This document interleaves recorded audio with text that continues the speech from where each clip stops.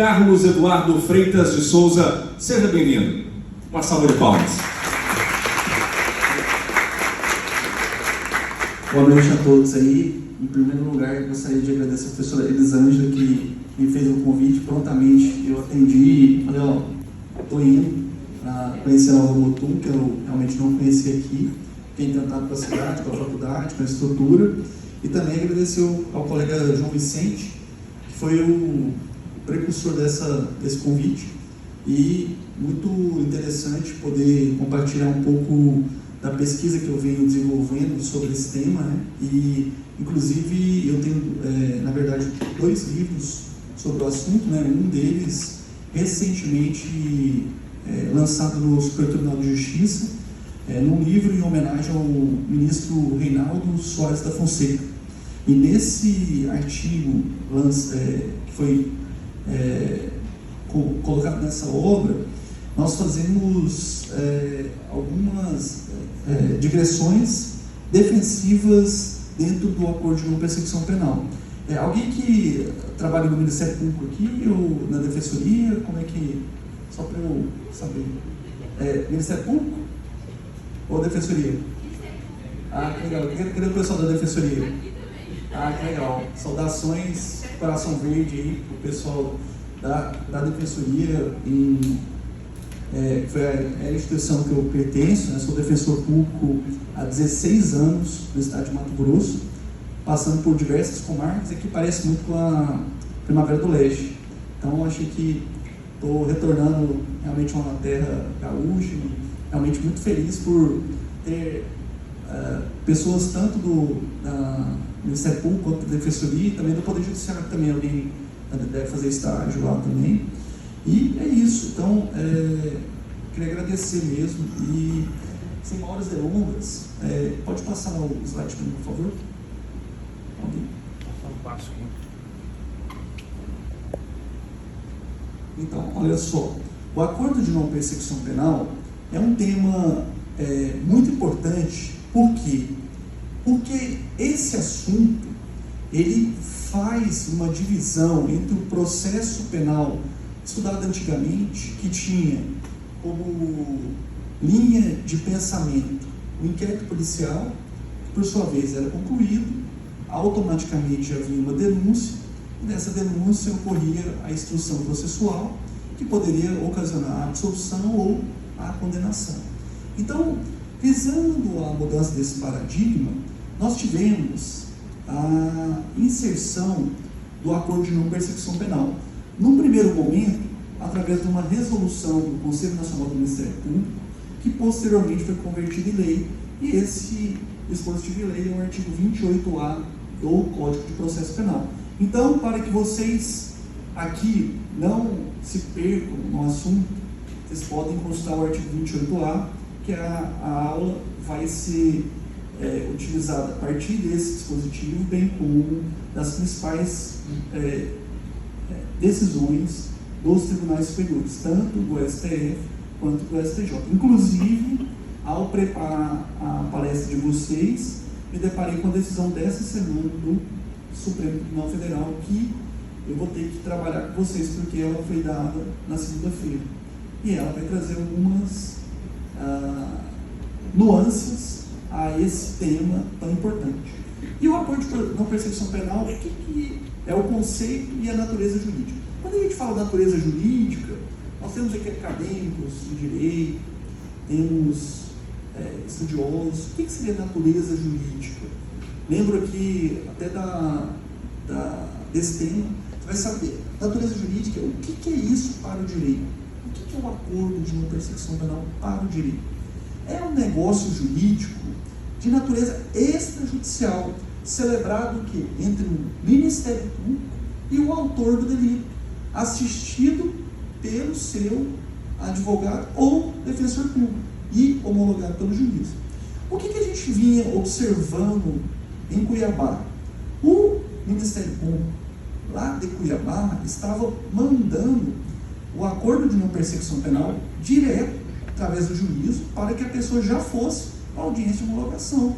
Uma subversão da natureza extrajudicial. Por quê? qual que é a finalidade desse instituto? Não tornar judicial um fato de natureza criminosa. Para quê? Que haja uma resolução fora do processo penal tradicional, que é aquele que tem instrução, sentença, e a grande sacada para a defesa é que com o acordo de não persecução penal você evita uma condenação. E a professora sabe muito bem, vocês sabem muito bem o que é o peso de uma condenação criminal para uma pessoa. Então, esse instituto é de suma importância para a defesa e ela deve avaliar, no caso concreto, quando utilizar ou não. E mais à frente eu vou passar para vocês, que é essa pesquisa que eu fiz, que é as alternativas defensivas ao acordo de não persecução penal.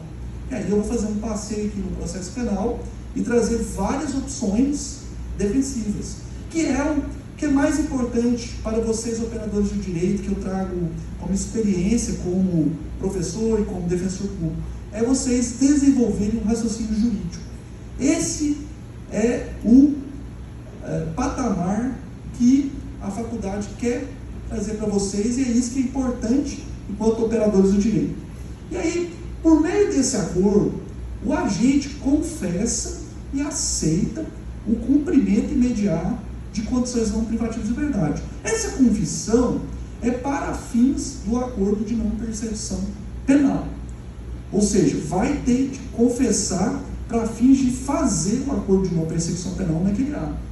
Em contraprestação, o Ministério Público se compromete a não oferecer a denúncia e, após o cumprimento das condições impostas, dar-se-á o arquivamento do inquérito policial por meio da extinção da punibilidade.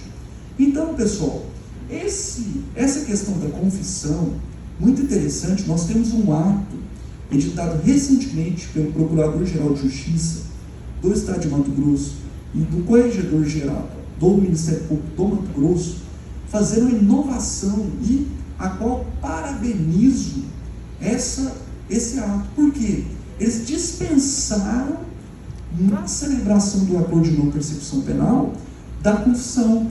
E no Ministério Público do Mato Grosso torna-se uma instituição pioneira de não exigir a confissão, em nome do princípio da presunção de inocência, o que eu acho salutar, o que vai fomentar a celebração de acordos de não persecução penal. Inclusive, ontem eu tive a oportunidade de ver um acordo dessa magnitude lá, e realmente eu acho que vai ser a tendência de se estender essa dispensabilidade, apesar da exigência legal, para todo o Brasil. E, nesse sentido,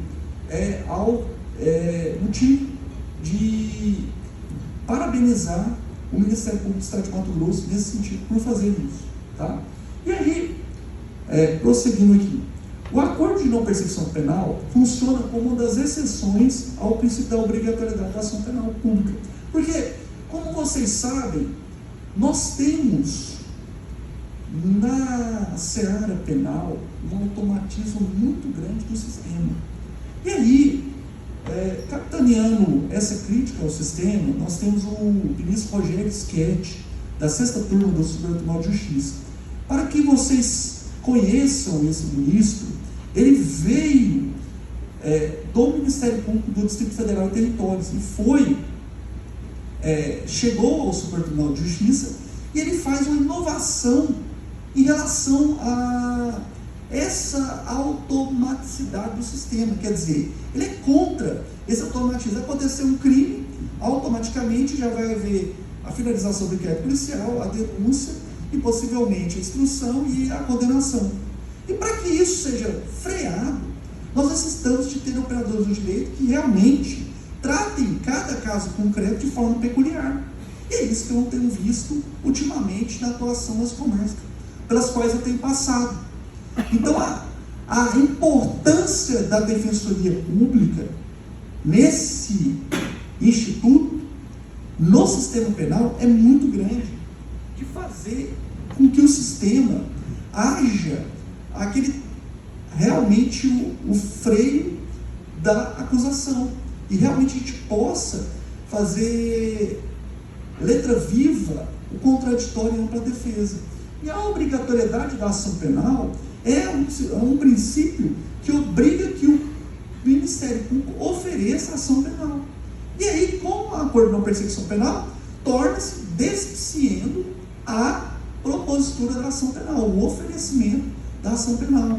E isso é muito legal, muito importante para a gente diminuir também o número exacerbado de inquéritos policiais que circulam nos fóruns. Olha, para vocês terem ideia, eu vou exemplificar aqui da prática que eu tive recentemente enquanto cumulação na Defensoria Pública de Rosário Oeste. Eu chegando lá, eu me deparei com 800 inquéritos policiais parados há pelo menos 10 anos. Quer dizer, pessoal, o que vai ocasionar isso? Vai ocasionar que esses inquéritos vão ficar parados, eles vão ocasionar a prescrição. O que a sociedade espera da apuração de um crime? Espera a punição, espera que haja a resolução. Esses inquéritos parados ocasionarão inevitavelmente a prescrição. E aí nós temos a prescrição em abstrato, quando não há, por exemplo, a propositura de denúncia. Porque essa prescrição em abstrato você conta antes do recebimento da denúncia. Quem já teve aula de prescrição vai saber que os marcos interruptivos da prescrição são o recebimento da denúncia e a sentença penal condenatória como regra geral. E aí, após o recebimento da denúncia, nós vamos ter a prescrição retroativa. Então, me deparando com isso, eu cheguei à conclusão seguinte: esses inquéritos parados, se houvesse a propositura de acordo de não perseguição penal, a gente poderia evitar que houvesse essa quantidade exacerbada de processos, de inquéritos em andamento, o que gera o quê?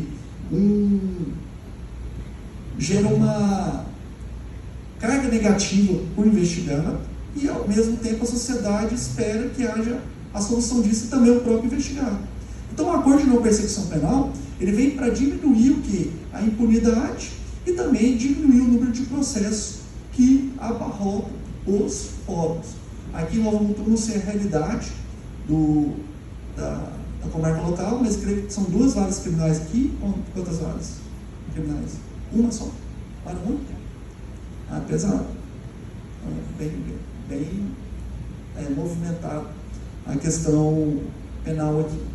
E aí, pessoal, o acordo de não perseguição penal, então, funciona como essa exceção ao princípio da obrigatoriedade. Então, a gente vai ter uma alternativa defensiva. Então, o advogado, o operador do direito, ele vai ter que atuar com essa ferramenta, como uma nova ferramenta defensiva, por exemplo, quando ele for fazer uma defesa escrita. Porque, às vezes, houve o oferecimento da denúncia e, às vezes, passou batido o Ministério Público de fazer a proposta do acordo de não perseguição penal. E aí pode ser pedido ali, e caso seja negado, vai se remeter ao chefe da instituição para que promova essa proposta de acordo de não perseguição penal. E aí a observação que eu faço aqui: quando se trata de acordo de não perseguição penal, a melhor doutrina afirma que, em vez do princípio da obrigatoriedade, há, na verdade, o princípio da oportunidade. Então, a gente vai ter que fazer uma releitura desses manuais que trazem o princípio da obrigatoriedade da ação penal, a gente vai ter que ler agora como o princípio da oportunidade. E nessa temática, eu indico aqui para vocês o capítulo do livro do professor Aurinho Lopes Júnior, que para mim é um dos melhores autores no processo penal, inclusive como palestrante, e também o conteúdo do manual dele, para mim, é um dos mais completos, que traz todas as posições jurídicas em relação a vários temas. Então, muito importante. Pode passar, por favor. E aí, qual que é a previsão normativa do acordo de não perseguição penal? Então, a gente vai fazer um passeio aqui, a gente vai dialogar que antes do pacote anticrime, nós tínhamos o artigo 18 da Resolução 181 do Conselho Nacional do Ministério Público. O Conselho Nacional do Ministério Público, ele veio após a reforma do Poder Judiciário, por emenda constitucional, ele faz uma padronização dos Ministérios Públicos de todo o Brasil. E nessa resolução foi prevista a possibilidade do acordo de persecução penal antes do pacote anticrime. No entanto, esse ato normativo foi questionado por duas ações diretas de inconstitucionalidade, a 5.790 e a 5.793, ajuizadas respectivamente pela Associação dos Magistrados Brasileiros e pelo Conselho Federal da OAB. E outra coisa, pessoal, se tiver alguma dúvida, pode levantar a mão, estamos aqui para, e se tiver aí no rápido, me avisa aí, tá? Porque nós temos bastante conteúdo aí, espero que todos compreendam bem aí, tá bom?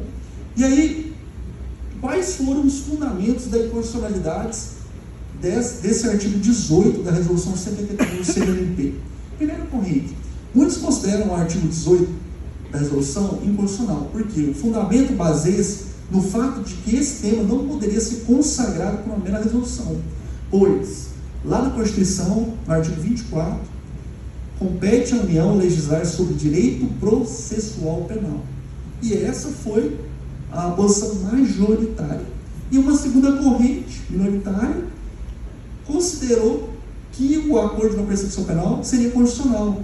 O embasamento está calcado no fato que as resoluções do Ministério Público são dotadas de caráter normativo primário e, portanto, são atos regulamentares dotados de abstração e generalidade. E, além disso, tais resoluções teriam o fundamento extraído dos dispositivos constitucionais. E aí, pessoal, acabou que foi prevalecendo esse acordo de não persecução penal, e aí essa discussão da inconstitucionalidade perdeu sentido. Pode passar para frente?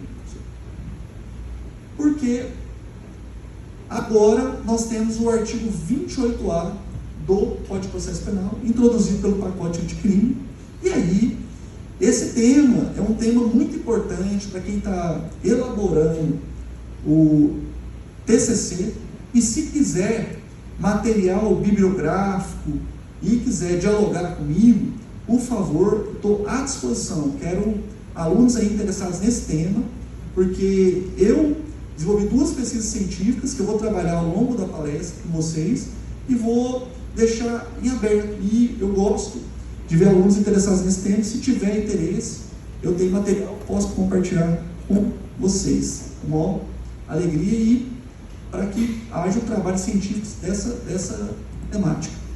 E aí, quais são os requisitos do acordo de não persecução penal? Primeiro deles, nós vamos nos requisitos de natureza objetiva. E aí a gente extrai esses requisitos da leitura do artigo 28A do Código de Processo Penal.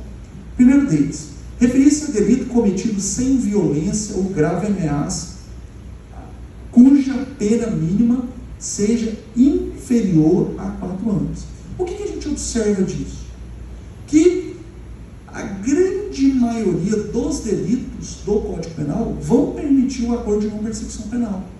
Então, esse é um prato cheio para que o promotor de justiça, o procurador da República, possa se realmente propor esse acordo de não persecução penal. Só que a leitura que eu faço é de que haja um critério na proposta do acordo de não persecução penal. Porque se a gente utilizar isso de maneira atécnica, a gente vai perceber que vai ter um esvaziamento dos arquivamentos. É isso que eu tenho observado.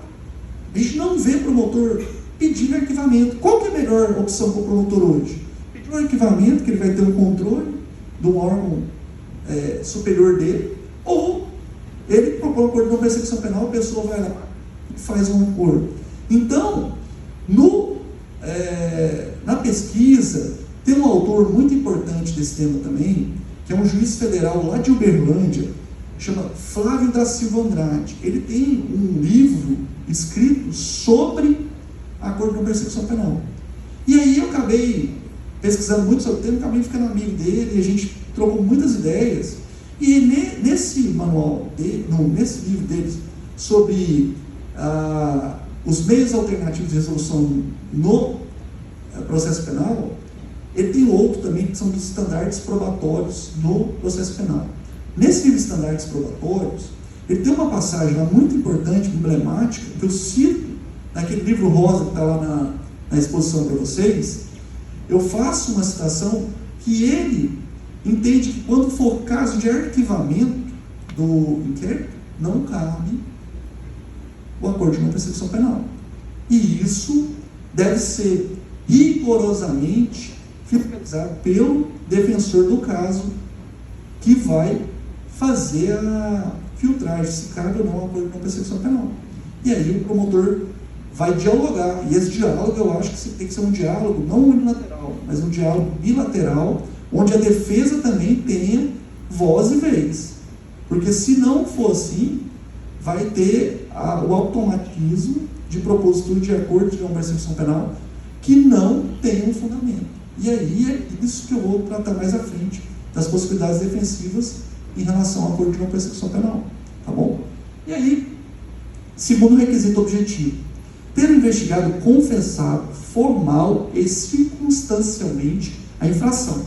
E aí eu lembro para vocês, como eu disse aqui no início, da recomendação conjunta número 2, 2023, Procuradoria-Geral de Justiça, Corregedoria-Geral do Ministério Público de Mato Grosso, que recomenda aos membros do Ministério Público de Mato Grosso que, quando analisar os requisitos da confissão formal e circunstanciada da prática da infração penal, tendo em vista o direito constitucional da não autoincriminação, que é a presunção de inocência, né?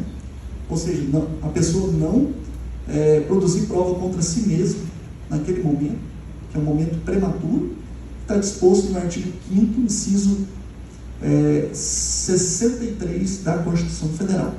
Esse princípio também, no adágio latino, nemo tenuto rege, quer dizer, você não tem a obrigação de produzir prova contra si mesmo. E esse princípio, infelizmente, no estado de Mato Grosso, eu trago uma reflexão muito crítica naquele livro rosa que está lá, que eu falo que esse princípio não é respeitado no Mato Grosso. A polícia aborda uma pessoa, ela não faz a devida respeito a esse princípio da não produção de prova para si mesmo. Na verdade, eles obrigam a pessoa a produzir prova para se autoincriminar. Isso realmente é uma coisa que eu abomino enquanto defensor público, enquanto operador de direito, enquanto defensor dos direitos humanos. E é por isso que é interessante essa palestra para trazer esse tempero crítico, que não só falar de requisito legal, tá bom? Terceiro requisito, ser suficiente e eficaz para a reprovação e prevenção do crime. Requisito também trazido pela lei. E o quarto, não for cabível transação penal, de competência dos juizados especiais criminais nos termos do artigo 76 da Lei 9.099, tá? Ficou faltando ali no slide. O que seria a transação penal? Transação penal, ela foi trazida pela Lei 9.099 lá em 95. E o que é o pressuposto?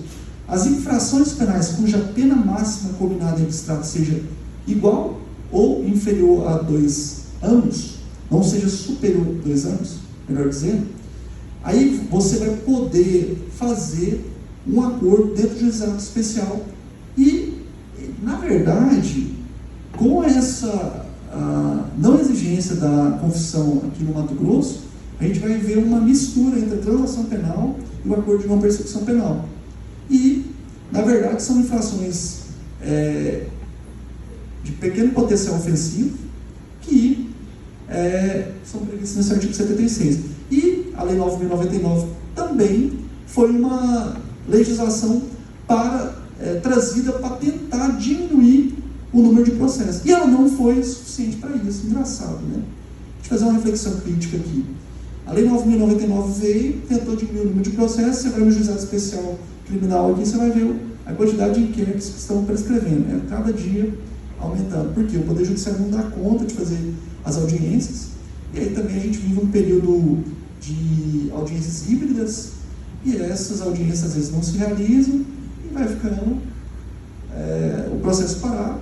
E lembrando que na atuação criminal, experiência de defensor público. A pressa é inimiga da perfeição para a defesa. Não tenham pressa de tentar resolver o problema da forma mais breve possível, porque a prescrição corre a favor da pessoa que você defende.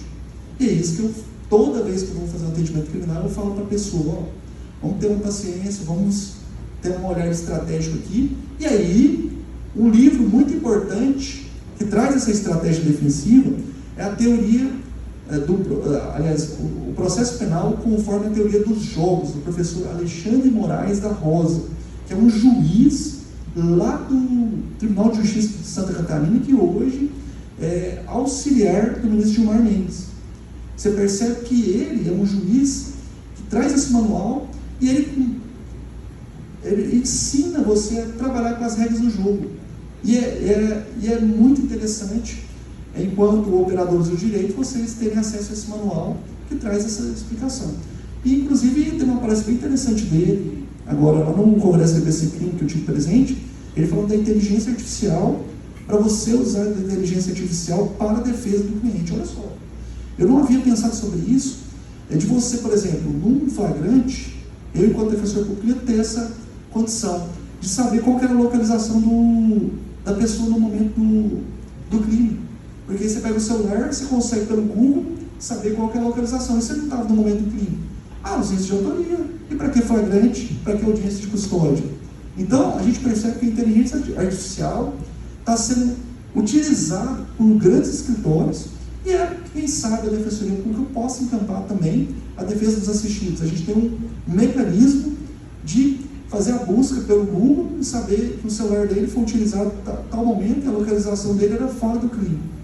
Gente, imagina o tanto de processo que a gente iria evitar, e na audiência de custódia a gente poderia até pedir uma ausência de autoria e matar o processo ali.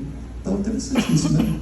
Olha só, quinto requisito, não se referir a crime praticado no âmbito da violência doméstica ou familiar, ou praticado contra a mulher por razões da condição do sexo feminino. Você percebe que o legislador tem uma preocupação exagerada de excluir todas as possibilidades de transação no âmbito da violência doméstica.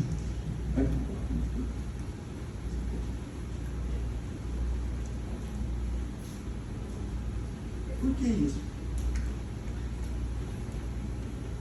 Porque, na verdade, a lei da Maria da Penha, ela coíbe qualquer espécie de transação ou acordo de não persecução penal. Pessoal, engraçado que lá no Ministério Público de Goiás, eles fazem até a transação penal no âmbito da Maria da Penha. Por que isso? Porque lá a quantidade de processos é tão grande que eles estão fazendo uma interpretação hermenêutica lá e possibilitando que isso seja feito. Mas aqui no Mato Grosso, eu nunca vi ocorrer. E é isso. Pode passar para frente, por favor. E aí, agora, entro nos requisitos de natureza subjetiva do acordo de não persecução penal. Primeiro, o investigado não deve ser reincidente, ou nos autos não deve haver elementos que indiquem conduta criminal habitual, reiterada ou profissional, exceto se insignificantes as infrações penais pretéritas. Quer dizer, a reincidência, pessoal, quem for reincidente, tiver ou cometido outro delito, ou tiver sido condenado com trânsito em julgado e for considerado reincidente, a lei exclui da possibilidade de acordo de não persecução penal. E aí, quer dizer, se for reincidente, vai se voltar ao princípio da obrigatoriedade. A ação penal vai prosseguir, vai ter instrução e possibilidade de condenação ou absolvição. E, segundo requisito subjetivo, não pode ter sido investigado beneficiado nos 5 anos pretéritos ao cometimento da infração em acordo de não persecução penal, transação penal ou suspensão do processo. Então, se você faz um MPP, você vai ficar 5 anos impossibilitado de celebrar um novo acordo de não persecução penal. Então, essa é o pedágio que você paga por celebrar um acordo de não persecução penal. Então, tem que se avaliar se vale a pena isso. Será que a gente vai poder fazer isso? Daqui 5 anos eu vou ter que ficar andando na linha, porque se eu fizer qualquer outra coisa, eu não vou poder ter outro acordo no futuro. Aí também é vedação ao ANPP. Se for agraciado nos 5 anos anteriores de transação penal e suspensão constitucional do processo. A suspensão constitucional do processo ela é trazida lá na lei, no artigo 89 da Lei 9.099, infrações cuja pena mínima é 1 ano ou inferior. Aí você pode aplicar, após o recebimento da denúncia, você suspende o processo de 2 a 4 anos e, cumpridas as condições, a extinção da punibilidade. É isso. Pode passar, por favor. E aí, pessoal, após a verificar os requisitos, tanto objetivos quanto subjetivos, a gente passa para o controle jurisdicional. Quer dizer, o Poder Judiciário faz um controle acerca do ANPP, quando ele vai fiscalizar os requisitos e, posteriormente, a homologar. Olha só, o artigo 28, parágrafo 4º do CPP, estipula o seguinte: para a homologação do acordo de não persecução penal, será realizada uma audiência na qual o juiz deverá verificar a sua voluntariedade e, por meio da oitiva do investigado, e na presença do defensor, e sua legalidade. Nessa questão da legalidade, pessoal, é muito interessante que tem alguns artigos que eu li para fazer aqueles 2 trabalhos que eu disse para vocês, que nessa legalidade engloba também a questão da justa causa, que é a 4ª condição da ação penal. Então, essa 4ª condição da ação penal, a gente vai fiscalizar, o juiz tem o dever de fazer essa fiscalização. Porque se houver a estipulação de acordo de não persecução penal que não tem justa causa, não há tipo penal, não há crime. E se não há crime, não há possibilidade de acordo de não persecução penal. Então, eu vejo alguns magistrados com essa postura mais ativa e fazendo essa fiscalização nessa homologação. E aí, eu vou mais além. É possível até o magistrado, inclusive, verificar que, não sendo caso de crime, e nessa audiência, inclusive, ele pode arquivar o inquérito policial, podendo vislumbrar que não há justa causa e que não há crime. Então, eu vou um pouco além aí, fazendo essa interpretação. Agora, quem não vai gostar disso é o Ministério Público. Vai falar que o juiz não vai poder fazer isso. Mas eu acho que a postura da leitura que eu faço do artigo 28, parágrafo 4º, é de que nessa legalidade englobaria também a justa causa. Tá? Mas é uma interpretação assim, um pouco mais temerosa, digo, minoritária. Eu cito um exemplo aqui de uma decisão lá de Goiânia, do Vara Criminal, de um juiz extremamente garantista, que na audiência de homologação de um acordo de não persecução penal, o Ministério Público propôs, no caso de tráfico privilegiado, inclusive tráfico privilegiado, é possível a propositura de acordo de não persecução penal. E aí, nessa audiência de homologação, o juiz percebeu que era uma daquelas hipóteses que o STJ entende que não pode haver busca domiciliar e que havia uma propositura de acordo com persecução penal abusiva, e ele, numa analogia ao habeas corpus de ofício, concedeu a ordem de ofício para trancamento do inquérito e não homologou. Quer dizer, foi muito mais benéfico o arquivamento pelo juiz do que a aceitação do acordo com persecução penal. Mas isso, eu digo para vocês, é uma posição bem minoritária que não vem prevalecendo na seara judicial. Isso eu estou falando que se houver um advogado ou um defensor público mais audacioso, vai poder fazer isso. Inclusive, eu vou citar para vocês um exemplo que eu fiz isso e citar a audiência como que foi feito. Tá? Mais à frente eu vou discorrer isso para vocês. E aí, cabe ao juiz, nessa audiência, fiscalizar as condições do acordo. Caso veja que há abuso ou condições manifestamente ilegais, deve rechaçar o acordo e remeter para que o promotor refaça o acordo. E também, naquela decisão que eu disse para vocês, que houve essa semana, do F, ele traçou as diretrizes de como o acordo de não persecução penal vai ser feito. Você pode aplicar retroativamente ao pacote anticrime, a questão da confissão lá no inquérito, ser obrigatório, por exemplo, se a pessoa não confessa no inquérito, na fase de interrogatório policial, seria possível acordo de não persecução penal? O STF recentemente entendeu que sim. Por quê? Na seara policial não há obrigatoriedade de acompanhamento de advogado.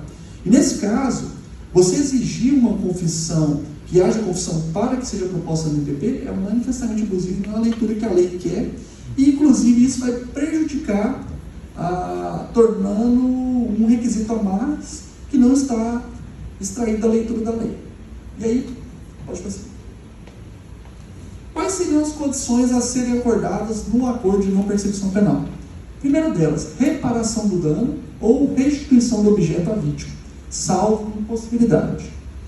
Segundo, renúncia para perdimento de bens e direitos que sejam instrumentos, produtos diretos ou adquiridos com os proventos da infração, a serem indicados pelo Ministério Público. Prestação, essas condições, elas são alternativas ou cumulativas. Não há um estabelecimento da lei dessa cumulatividade. Então, há um subjetivismo nisso. Daí a importância da discussão da defesa, para diminuir essas condições e fazer que seja o mais rápido possível cumprido isso aí, para que haja a finalização desse inquérito contra a pessoa que está sendo defendida. Prestação de serviço à comunidade, entidade pública, pelo tempo correspondente ao da pena mínima combinada ao delito, que será reduzida de 1 a 2 terços, conforme negociação entre MP e imputado.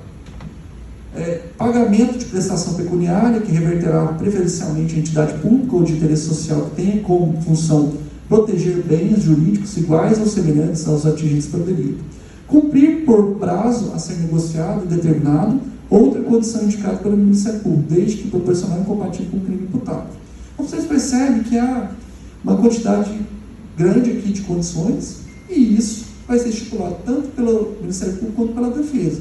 O que eu acho que não pode ocorrer é o Ministério Público propor isso de forma unilateral e jogar para a defesa só assinar. Peraí, pera lá, não é isso a leitura que eu faço da lei. Daí porque, olha só, eu atuo hoje em Itapurá. Aí o promotor que lá atua, ao assumir a comarca, mandou um recado: já temos acordo de não persecução penal, doutor, e a gente vai fazer as audiências, já vamos homologando. Eu falei: doutor, peraí, primeira coisa é o seguinte, eu preciso ler cada inquérito policial e cada audiência que a gente for fazer, eu preciso ler com maior brevidade todos os inquéritos, eu não posso fazer de forma automática. E aí ele passou a perceber que existe sim defesa naquela comarca, e realmente há necessidade de tanto a Defensoria Pública quanto o advogado de fazer uma leitura atenta no inquérito policial. Por quê? Existem diversas falhas do inquérito policial que podem ser alegadas, inclusive para que seja excluído o crime ali. Por exemplo, vou dar um exemplo aqui para vocês. Por exemplo, no inquérito policial, por exemplo, por furto, você percebe que a coisa que está objeto de furto lá, ela pertence ao acusado. Quer dizer, não é bem a lei. Então, se não é bem a lei, é fatativo. Se é fatativo, como é que você vai propor um acordo de não persecução penal de um furto ativo? Isso acontece muito. Então, isso é muito importante, esse filtro defensivo, se há crime ou não por parte das provas corrigidas no inquérito policial. Ou às vezes tem uma prova produzida que foi com violação a direitos fundamentais, como por exemplo violação de domicílio. Isso acontece muito frequentemente nas operações que são feitas pela Polícia Militar para adentrar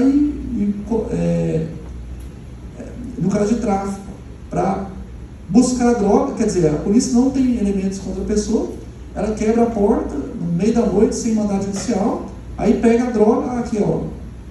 Isso chama pescaria probatória, que é vedada, principalmente por decisões reiteradas da sexta turma do STJ. Se você está com um inquérito desse, você vai fazer um acordo de não persecução penal por tráfico privilegiado, ou vai buscar a atipicidade dessa conduta e não a feitura desse acordo de não persecução penal? É claro que a primeira opção é muito mais emblemática que a celebração de um acordo.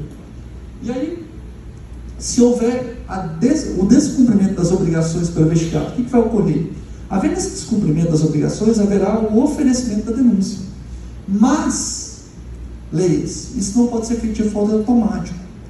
A leitura que eu faço deve ser dado ao acusado o contraditório e a ampla defesa, para a gente tentar saber por que houve esse descumprimento. Não conseguimos pagar todas as parcelas.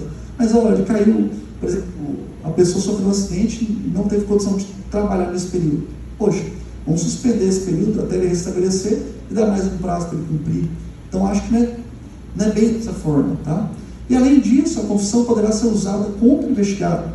Quer dizer, essa confissão que ele fez a circunstanciada, mais na frente poderá ser utilizada contra ele. Então, a doutrina entende que sim, eu já tenho um pensamento diverso. Por quê?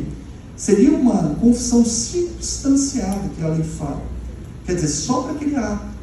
E aí, será que poderia ser utilizado para condená-lo? Eu acho que não. Tá? Então, a doutrina, apesar de dizer isso, a lei falar, a gente tem que ter esse tempero aí. Pode passar, por favor. E se houver a recusa por parte do membro do Ministério Público em propor um acordo com a persecução penal? Aí nós temos a solução da lei, que fala o seguinte: nesse caso, deverá o investigado requerer a remessa dos autos ao órgão superior. No caso do Ministério Público Estadual, é o Procurador-Geral de Justiça. E, se for no caso do Ministério Público Federal, será a Câmara de Coordenação e Revisão. Vocês sabem a diferença entre Ministério Público Federal e Estadual? Qual que é a diferença de atribuição? Porque aqui no Nova Mutum nós não temos uma Procuradoria da República. O Ministério Público Federal, na verdade, ele trata dos crimes federais que estão estabelecidos na Constituição Federal. No artigo 109, traz todas as hipóteses da competência da Justiça Federal. E aí, quando não for hipótese de competência da Justiça Federal, ou seja, por via de exclusão, aí cabe ao Ministério Público Estadual. Eu, inclusive, quando era estudante de Direito na Universidade Federal de Goiás, fui estagiário do Ministério Público Federal. E, enquanto estudante de Direito, queria ser Procurador da República. E, por via de consequência, na época que eu fiz concurso, para ser promotor e juiz, a partir de 2004, exigiu os 3 anos de atividade jurídica. E naquela época, a Defensoria Pública era a única carreira jurídica que não exigia. E eu acabei indo para a Defensoria Pública e gostando dessa atividade defensiva, que é muito importante você conseguir defender uma pessoa no processo e realmente ver, e às vezes você consegue livrar uma pessoa de um processo ou absolução de uma pessoa que realmente merece. Mas a grande dificuldade para ser defensor público é que você vai lidar com algumas hipóteses que realmente não tem como fugir da condenação. E nessas hipóteses, eu digo para vocês aqui, por exemplo, casos de feminicídio, que o cara, por exemplo, dá 10 tiros na mulher. Como é que você vai fazer essa defesa? Então, para ser defensor público, você vai ter que ter esse sangue frio de fazer essa defesa, de conseguir ir subir lá no plenário do júri e fazer essa defesa. Então, para ser defensor público, tem que ter essa sensibilidade social de entender que a defesa é importante, mesmo em caso de crimes graves, e que qualquer um fala assim: poxa, isso não tem defesa. Isso, realmente tem o defensor público só lá na tribuna, vai lá e fala, e consegue fazer a defesa, justamente para evitar o quê? A nulidade do processo e não ocasionar o que é a prescrição. Então, é importante. Eu trabalho muito isso, da importância da defensoria pública no combate da impunidade. Porque se não houvesse defensoria pública, o que haveria? Haveria processo parado, a maioria dos advogados ativos não fariam as defesas e ocasionaria o que é a prescrição. E aí, o artigo 28A, parágrafo 14, traz isso que eu disse para vocês, né? No caso de recusa por parte do Ministério Público em propor o acordo de uma persecução penal, o investigado poderá requerer a remessa dos autos ao órgão superior na forma do artigo 28 deste Código. Inclusive, esse artigo 28 sofreu uma releitura agora do próprio STF, que trouxe à tona de volta o juiz das garantias. E aí a gente vai esperar a publicação desse dispositivo para ter uma nova releitura. E aí o próprio Ministério Público vai fazer essa fiscalização. Ou seja, a fiscalização do artigo 28A não vai permitir mais a remessa para o órgão, o juiz não vai participar mais dessa fiscalização. A fiscalização é direta entre o Ministério Público e seus órgãos superiores. Tá bom? Pode passar para frente. E aí eu sugiro vocês lerem esse acordo dos juízes de garantias, que vai ser muito importante na interpretação do processo penal daqui para diante. Pessoal, há uma discussão muito grande se o acordo de não persecução penal seria um dever do Ministério Público ou um direito subjetivo do acusado. E aí, entendo que, preenchidos os requisitos legais, se trata de um direito público subjetivo do imputado. Mas há divergência no sentido de ser um poder do Ministério Público e não um direito do imputado. Ou seja, uma vez formalizado o acordo e cumpridas as condições estabelecidas, será extinta a punibilidade, não gerando a resistência ou maus antecedentes, registrando-se apenas como condição futura dele não poder usufruir novo acordo no prazo de 5 anos. Decisão do STF que eu vou trazer mais adiante para vocês, ficou estabelecido essa celeuma, ou seja, o STF decidiu. Pode passar. E na aplicação do tempo, será que pode ser aplicado retroativamente o MPP? E aí, o tema não é pacífico. Entretanto, a posição majoritária que prevalece no STF e no STJ é de que o acordo de não persecução penal é aplicado aos crimes anteriores ao pacote anticrime, mas desde que não tenha sido recebida a peça acusatória. Então, a interpretação dada pelos tribunais superiores é de que é possível aplicar retroativamente desde que não tenha sido recebida a denúncia. No entanto, eu vejo que esse tema, a nível de primeira instância, tem sido interpretado de maneira bem diferente. Às vezes, aplicando até em questões que tem até transitado julgado. A STF teve um recente acordo que aplicou o NPP no caso de trânsito julgado. Eu acho que esse tema, eu vou passar um pouquinho mais à frente com vocês, que aí eu vou ler o acordo atual, que ele vai trazer todo o esclarecimento dessa divergência. Posição do STJ. No âmbito do Superior Tribunal de Justiça, também é firme a jurisprudência no sentido de que o NPP aplica-se a fatos ocorridos antes do pacote anticrime, por conta a denúncia ainda não tenha sido recebida. Lá, trago para vocês recurso especial 2006-523 do Ceará, entre outros aqui, com diversos acordos aí, se quiserem tirar até cópia, depois pesquisar a jurisprudência. Pessoal, aproveitando esse ensejo aqui, já que vocês estão estudantes de direito, eu acho uma preocupação muito grande de vocês acessarem a jurisprudência tanto do STF quanto do STJ. Sugiro que vocês acessem um site que chama Dizer um Direito. Lá, vocês vão conseguir baixar os informativos do STF e do STJ de forma fácil leitura. Eu acho que a partir desse momento, se você estudar direito... Aliás, vou fazer essa pergunta. Quem aqui da plateia já leu, está atualizado com os informativos desde que entrou na faculdade? Levanta a mão. Gente, preocupante. Por quê? Se vocês decidirem prestar concurso público para, por exemplo, juiz federal do TRF da primeira região, nós temos uma prova feita pela Fundação Getúlio Vargas, que eu acho que é uma das provas mais difíceis que tem no Brasil. Por quê? Lá vai ser exigido de vocês um caso prático, que a própria OAB faz isso.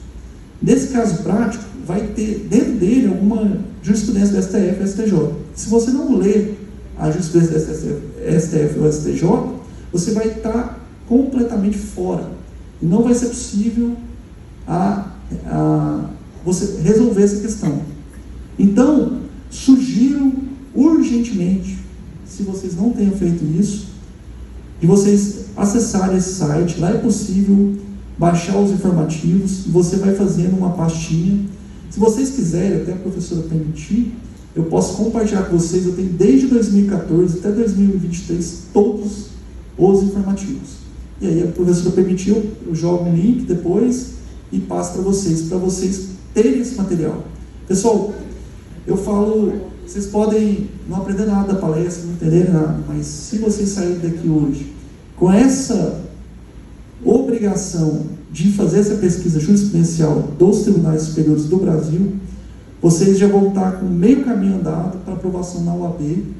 E também, outra coisa que eu sugiro, a leitura de tratados e convenções internacionais de direitos humanos, que é uma coisa muito importante para o profissional do direito. Eu, enquanto defensor público, tive a oportunidade de fazer o estudo do mestrado em Coimbra, e lá qualquer artigo, qualquer pesquisa que eu fosse fazer, há exigência dessa pesquisa da jurisprudência dos tribunais de direitos humanos internacionais.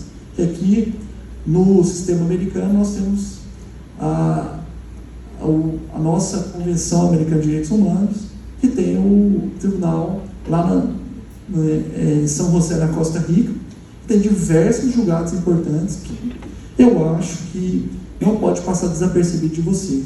Então, anotem aí, dizer o direito, acessem, tenham essa curiosidade, pelo amor de Deus, porque a gente não pode ter vocês formando sem ter o acesso aos informativos do STF e STJ. Tá?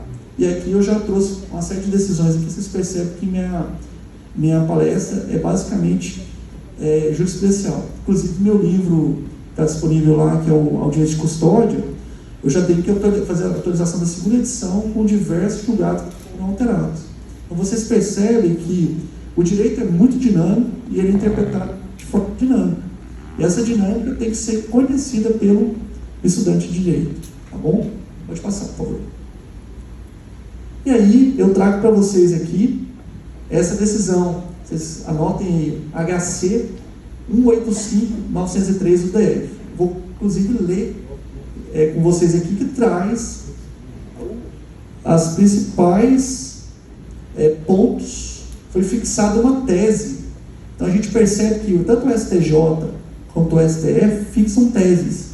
E quanto ao MPP, foi fixada uma tese na segunda-feira. Imagina, eu chegar aqui nessa palestra e não ter trazido isso para vocês. Vocês estariam desatualizados. Então, portanto, a importância de eu ter feito a pesquisa, ter jogado lá, inclusive numa conversa com um amigo que é promotor lá no estado do Piauí, escreve muito sobre a MPP.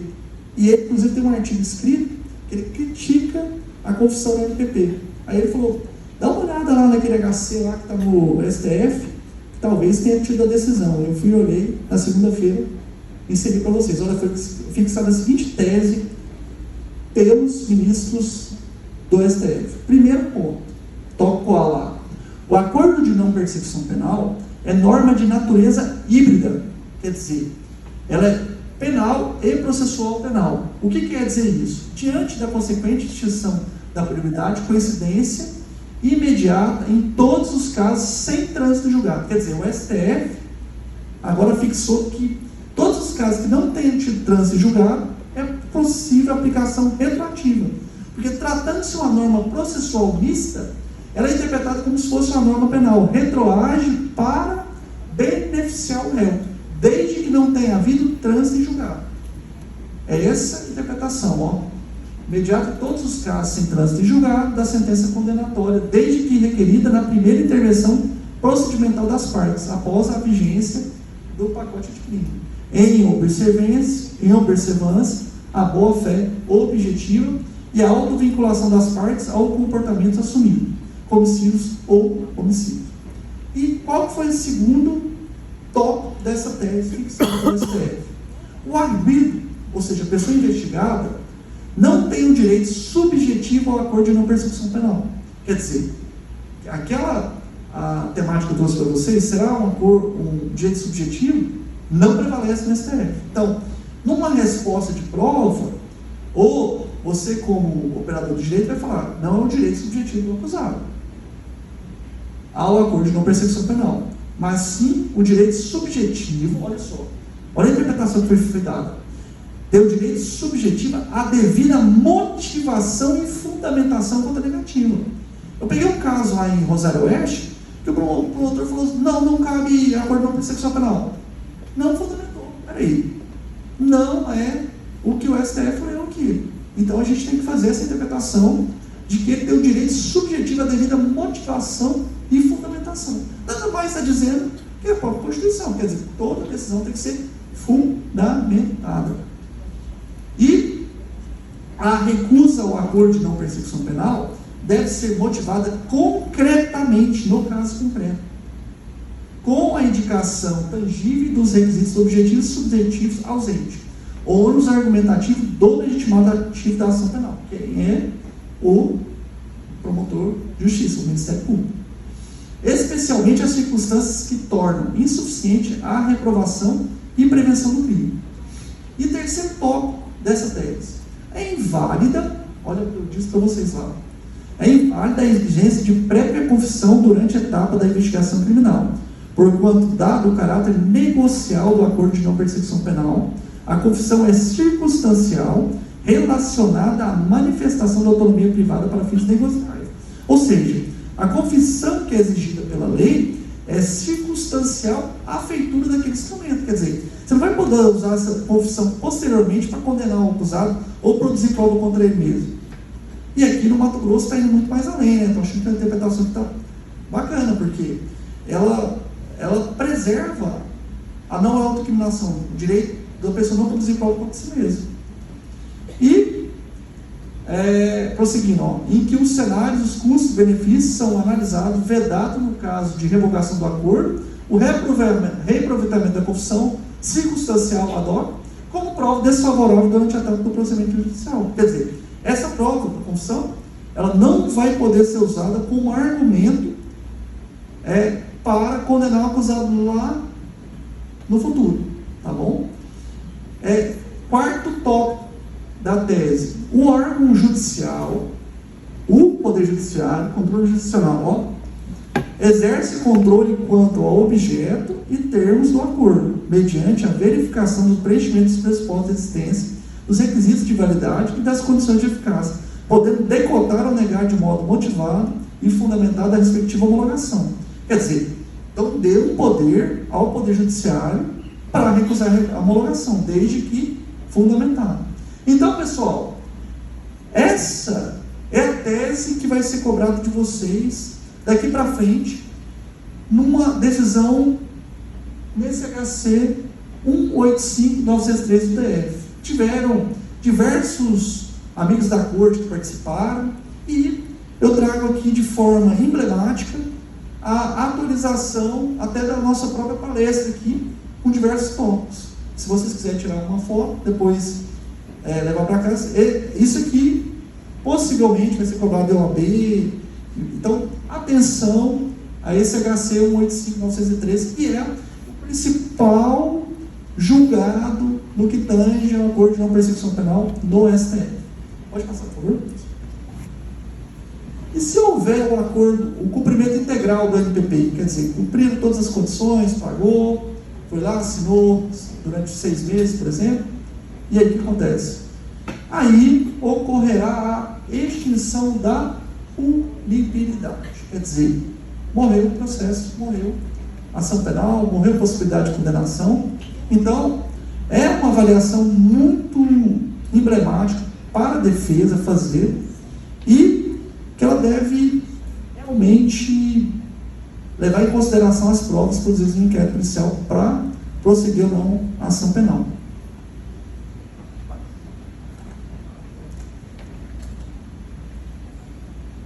Qual que é o procedimento do acordo de não persecução penal? Como que é o procedimento da celebração dele? Primeira hipótese aqui. O acordo de não persecução penal deverá ser proposto antes do recebimento da denúncia, sendo homologado pelo juiz das garantias. O juiz das garantias que vai homologá-lo. Poderá ser proposto na audiência de custódia, quando for o caso de sua realização e especificado o caso permitido. Pessoal, eu tenho um livro publicado sobre audiência de custódia, eu tenho minhas sérias restrições de você exigir que no momento da prisão em flagrante, da audiência de custódia, o sujeito celebre o acordo de não persecução penal. Eu acho muito temerário a postura defensiva de aceitar que seja feito naquele momento. Por quê? Vai que lá na frente ocorre uma prescrição. Qual que é melhor, a prescrição ou a ADPP? Claro que é a prescrição. Então, eu acho muito temerário a gente abreviar a celebração do acordo de não persecução penal no momento da audiência de custódia, porque emocionalmente a pessoa está abalada, ela aceita qualquer coisa ali para sair daquela situação. Então a gente tem que avaliar muito bem. A doutrina que entende que é possível, mas eu entendo que essa doutrina é minoritária. Inclusive, na segunda edição do meu livro, eu estou escrevendo sobre isso. Escrevendo que, apesar de alguns entenderem que isso é possível, eu entendo de forma garantista que não é possível a celebração do acordo de não persecução penal dentro da audiência de custódia, que não é um momento adequado, que poderia prejudicar o contraditório para a defesa do acusado. E terceiro ponto aqui, o acordo de não persecução penal poderá ser oferecido aos processos em curso quando da sua entrada em vigor, na medida em que se trata de norma mista. É o que o STF decidiu naquele HC lá. Tá? Também não vislumbramos obstáculos a que seja oferecido em qualquer fase do procedimento, caso não tenha sido acordado o início do feito. Tá? Desde que não tenha havido trânsito em julgado segundo o STF. Tá bom? Então esse marco temporal. Próximo slide, por favor. Será formalizado por escrito e firmado pelo MP e o imputado e seu defensor. Nada impedindo que seja realizada a audiência para negociação das condições do acordo. Quer dizer, e essa audiência seja celebrada dentro do gabinete do Ministério Público, não dentro do Poder Judiciário. Então, não pode ser utilizado o Poder Judiciário para discussão do MPP. E isso é ilegal. Inclusive, não é a leitura que é feita da lei. Firmado o acordo, será submetido à homologação judicial na mesma audiência em que se realizou ou em audiência específica. Eu entendo que é uma audiência específica. Tá? Caso o acordo tenha se dado apenas por escrito entre as partes. Momento em que o juiz deverá ouvir o investigado na presença do seu defensor para avaliar o que é a voluntariedade do acordo. Pode passar, por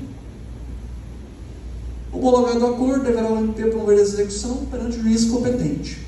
E aí tem uma discussão atual se é o juiz da execução que faz isso ou não. Alguns entendem que sim, eu entendo, numa decisão recente do STJ, que seria o próprio juízo da condenação, não o juízo da execução penal. Porque se trata de um instituto despenalizador, como que a gente vai usar a execução penal? Eu acho assim, uma coisa esdrúxula, de você utilizar um instituto despenalizador dentro da execução penal. Peraí, não tem nada a ver. Então, eu acho que a remessa para a vara de execução penal não seria adequada. Pode passar. Volta, por favor.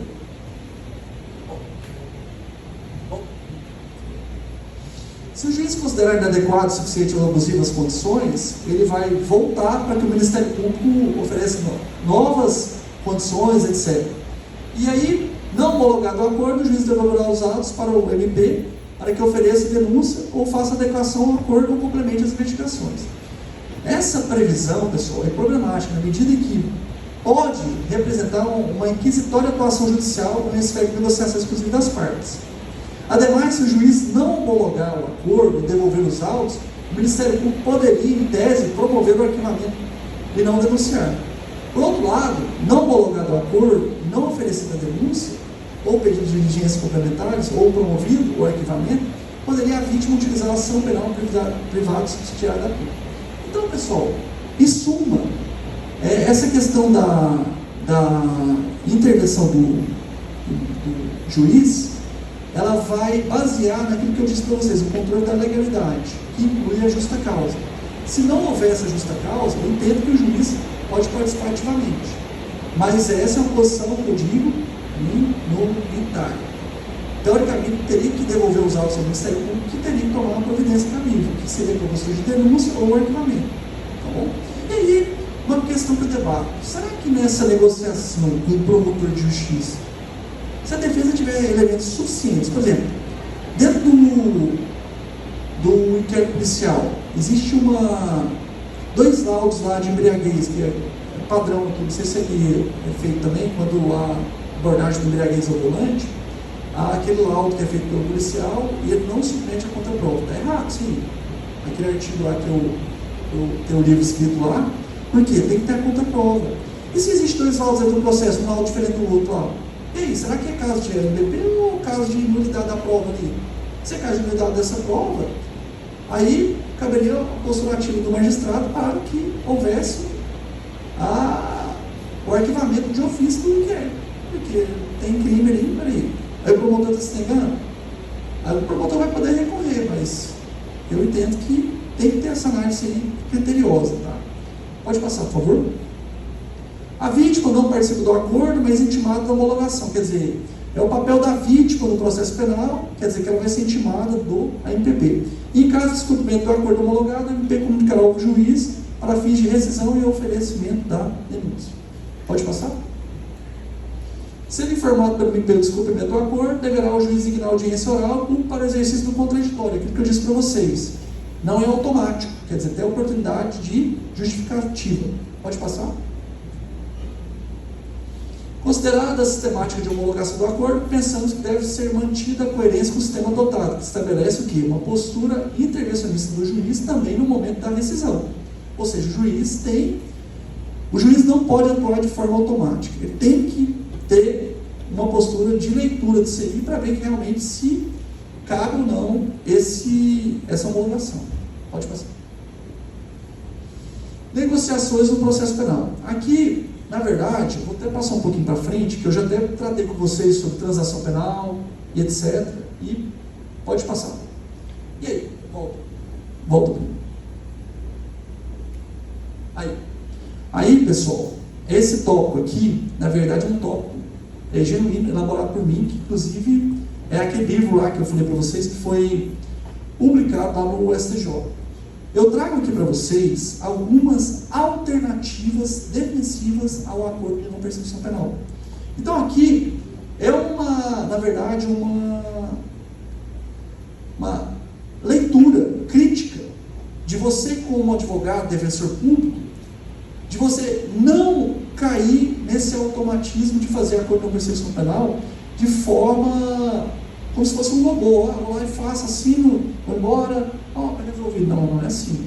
Então, primeira coisa, das alternativas defensivas ao acordo de não persecução penal.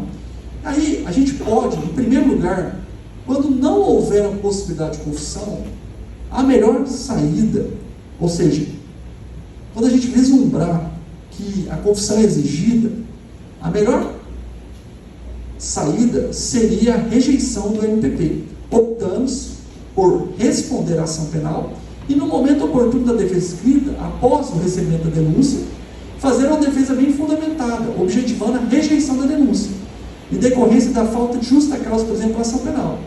Nesse caso, pessoal, se houver o recebimento da denúncia, mesmo assim, você tem a possibilidade de um habeas corpus para o tribunal. E aí vai poder questionar. Aí, caso haja a manutenção da denúncia, impetrar habeas corpus para o Tribunal de Justiça ou o Tribunal Regional respectivo, a fim de questionar tudo quanto for possível, sendo que poderá optar pela aceitação da suspensão do processo posteriormente. Então, pessoal, você tem uma carta na manga. Por quê? Você rejeita o MPP, mas mais na frente você tem o quê? A possibilidade da suspensão do processo. Por que eu penso nisso?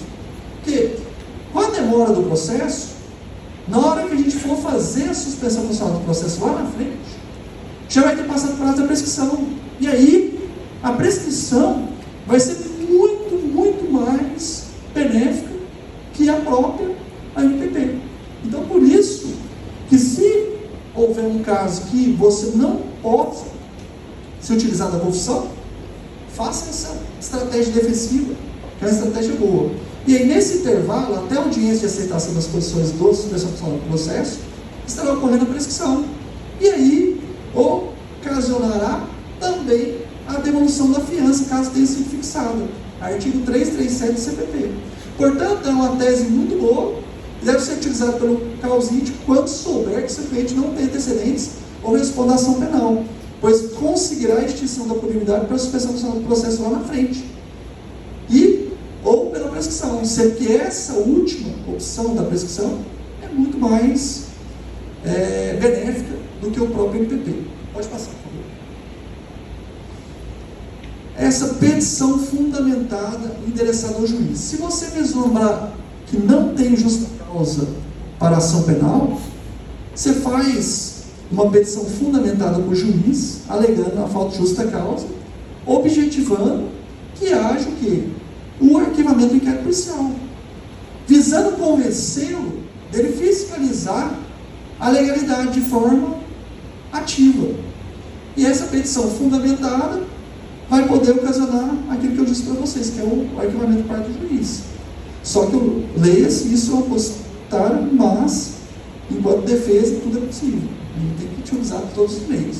Em caso de divergência do juízo, quer dizer, às vezes pode entender que não detém o condão de alterar as causas do acordo e que a análise da legalidade se realiza em sede de audiência de prorrogação, convém destacar que, olha só, possibilidade, segundo a interpretação a contrário de senso do artigo 28A, parágrafo 14 do CPP, que o defensor submeta a mencionada petição fundamentada, proponente de acordo, caso não seja ocorrido, o juiz remeta ao chefe do Ministério Público, caso esteja de parquet estadual, ou campo de coordenação e revisão, se for parquet federal. Quer dizer, se houver o juiz falar, não cabe a mim fazer isso. Quer dizer, vamos fazer uma interpretação contrária de senso, se cabe remeter em caso de negativa, cabe também no caso da propositura de forma errônea. Olha só. Isso, pessoal, quem defende isso sou eu na doutrina. Não vi ninguém até hoje falar sobre isso. Mas é muito importante. Para que eu estou propagando essa tese? Para que muitos advogados vejam isso e possam, na atuação ativa aí nas comarcas, fazer letra viva o que eu estou escrevendo. Não adianta eu escrever e deixar parado isso e vir que não aparece aqui Nova Mutum e mostrar para o professor aqui que pode utilizar isso.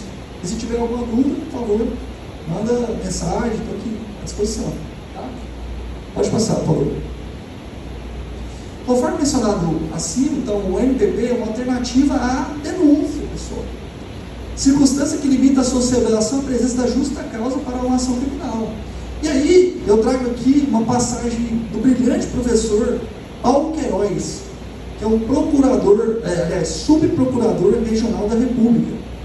Ele fala o seguinte: faltar-se-á justa causa quando couber o arquivamento. Quer dizer, quando for causa de arquivamento, não é causa de acordo de percepção penal. Faltando justa causa para a denúncia, faltará justa causa para o acordo. O juiz deve, pois, rejeitá-lo quando for manifesto o abuso do poder de acusar ou carecer de amparo legal. Também aqui se presume a inocência, não a culpa, apesar da confissão formal do delito. Tá bom?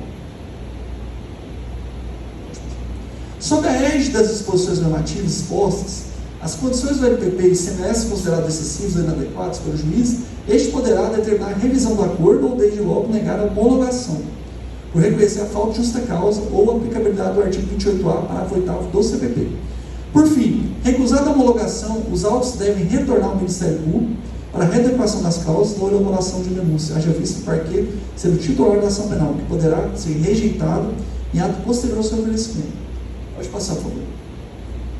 E aí, outra hipótese defensiva: rejeitar o MPP e enfrentar a ação penal. Pessoal, essa é uma hipótese que eu entendo muito difícil, porque o risco de condenação é muito grande, pessoal. Será que vale a pena fazer isso? Você tem que estar muito embasado com provas, porque na hora da audiência vai ter que ser apurado se você tem provas favoráveis. Então essa alternativa aqui, eu nem vou falar muito, porque eu entendo que é uma alternativa muito prejudicial ao acusado, porque ele pode ter o risco de condenação. Então eu trabalho com a hipótese aqui sempre de não ter um risco de condenação. Então essa aqui é uma hipótese que eu não utilizaria. Pode passar. Outra hipótese aqui: aceitar a proposta do MPP e questionar via habeas corpus, trancamento do inquérito policial. Acho que é uma boa também. Inclusive, No final da aula eu vou disponibilizar um modelinho de habeas corpus aí, que eu vou explicar mais de forma emblemática. Se vocês quiserem, aí eu deixo à disposição do professor passar para vocês. Nesse caso, antes da celebração do MPP, você vê que não tem justa causa, você já interpõe um HC para o tribunal. Para evitar aquilo que os tribunais vêm dizer, que é o desrespeito à boa-fé processual. Então, se você já vê que vislumbra o trancamento do inquérito policial, só que eu acho essa alternativa também um pouco temerária, porque muito difícil o Tribunal de Justiça via habeas corpus trancar o inquérito policial. Eu acho que hipóteses raríssimas. Então, assim, é uma hipótese que pode ser utilizada, mas, eu entendo, não majoritária. Pode passar para frente, por favor.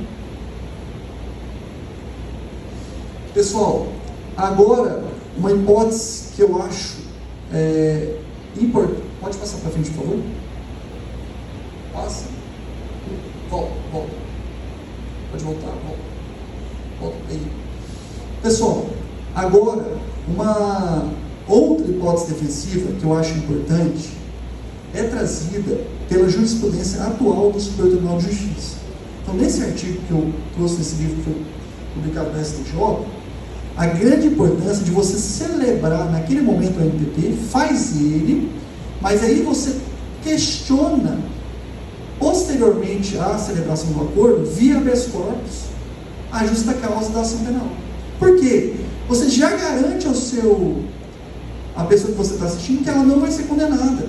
Mas aí o STJ já vem admitindo a discussão posterior do MPP por habeas corpus.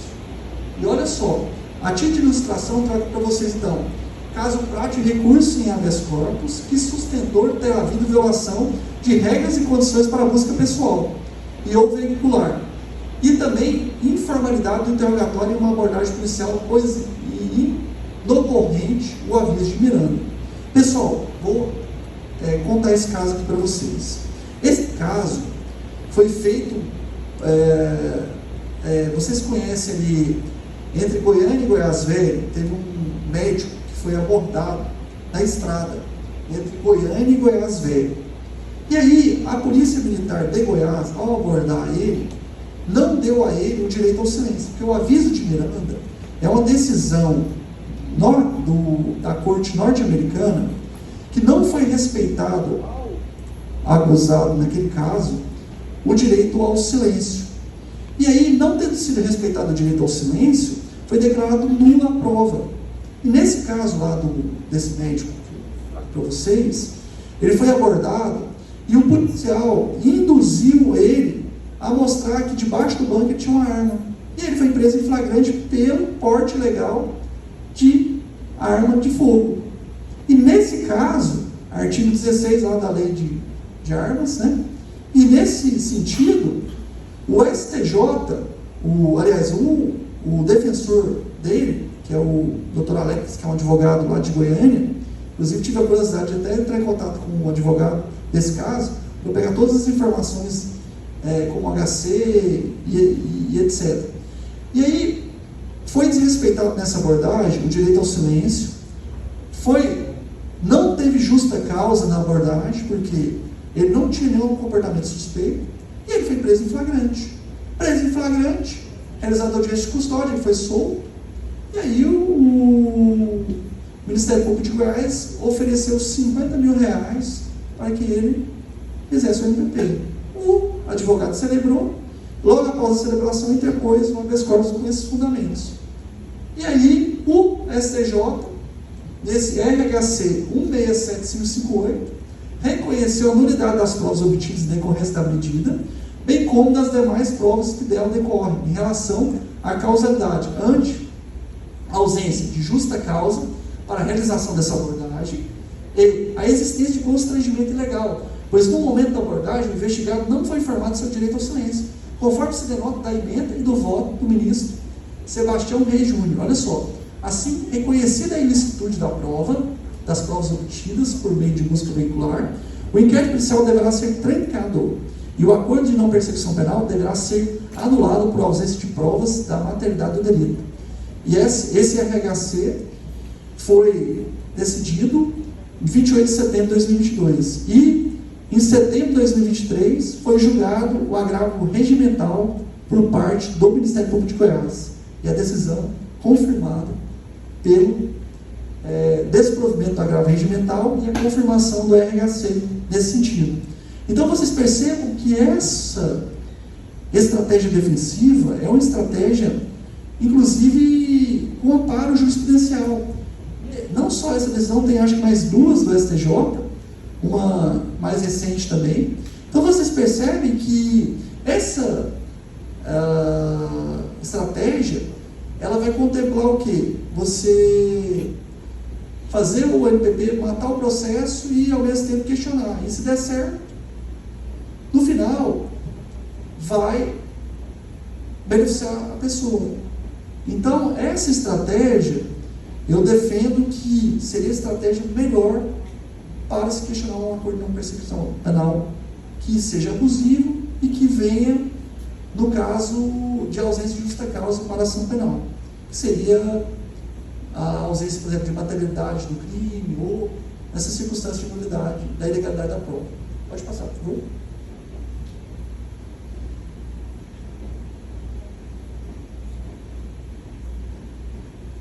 Pode passar. Pessoal, um caso prático aqui, que aí eu vou tratar com vocês um caso específico de ANPP, que é o caso do livro lá, rosa lá, que está disponível também. É o caso da impossibilidade da utilização do ANPP no caso de embriaguez ao volante, no caso da recusa legítima a se submeter ao teste deste homem. Inclusive, essa semana, eu vi uma decisão bem favorável, não sei se vocês chegaram a ter conhecimento no conjuro, lá de Cuiabá, que um médico foi abordado na época da pandemia e ele se recusou a fazer o teste do bafômetro. Ele foi absolvido porque o juiz entendeu que houve a recusa legítima à realização do bafômetro. Por quê? No caso, ele tinha tido Covid e os policiais ofereceram o bafômetro de forma a não resguardar a saúde da pessoa. Então, a gente tem que observar muito bem isso, porque o aparelho tem que ser higienizado, você tem que usar luz de látex para manejar aquilo lá. E o grande problema do bafômetro é o seguinte: quando há um exame positivo, fica resquícios no aparelho. E se você é o segundo a ser abordado após isso, pode trazer a consequência de tornar seu exame maior. Então, aquele bocal tem que ser substituído e tem que ser descartável. Então, tem que ser fiscalizado. E outra coisa, tem que ser garantido um reteste, mesmo após realizados, em 15 minutos você tem o direito ao reteste. Em caso positivo, isso eles não respeitam no estado de Mato Grosso. E assim, nesse artigo, eu fiz uma crítica à postura do ANPP nesses casos de delito de trânsito, em que o condutor, sem apresentar a capacidade psicomotora, por quê? O delito de embriaguez ao volante, ele exige dois requisitos típicos: a influência de álcool ou droga e que isso gere a alteração da capacidade psicomotora. O laudo que a Polícia Militar aqui faz, ele simplesmente atesta que a pessoa ingeriu álcool. Mas, no tipo penal, existe uma quantidade acima de 0,34, de 0,33, para que haja caracterização do crime. E no caso da recusa, você fica submetido ao bel alvitre do policial. Pessoal, o policial nesse caso, tanto um artigo do Lembsteg bem importante, ele vira promotor, juiz e desembargador do caso, porque ele vai decidir se a pessoa vai ser presa ou não. Gente, pasmem, esse procedimento de abordagem está equivocado, porque no artigo 306, parágrafo 2º, existe a contraprova.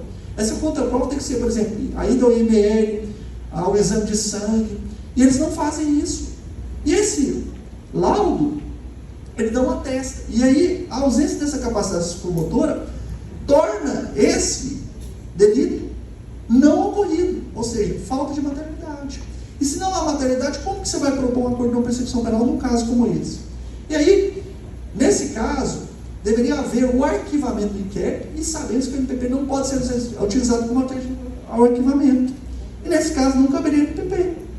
E aí o princípio do nemo tenuto sed iterendi, que é o direito a não produzir prova contra si mesmo, está parado constitucionalmente, tanto no Brasil quanto nas cortes internacionais de direitos humanos. E em razão disso, o condutor tem o direito a não autoincriminação.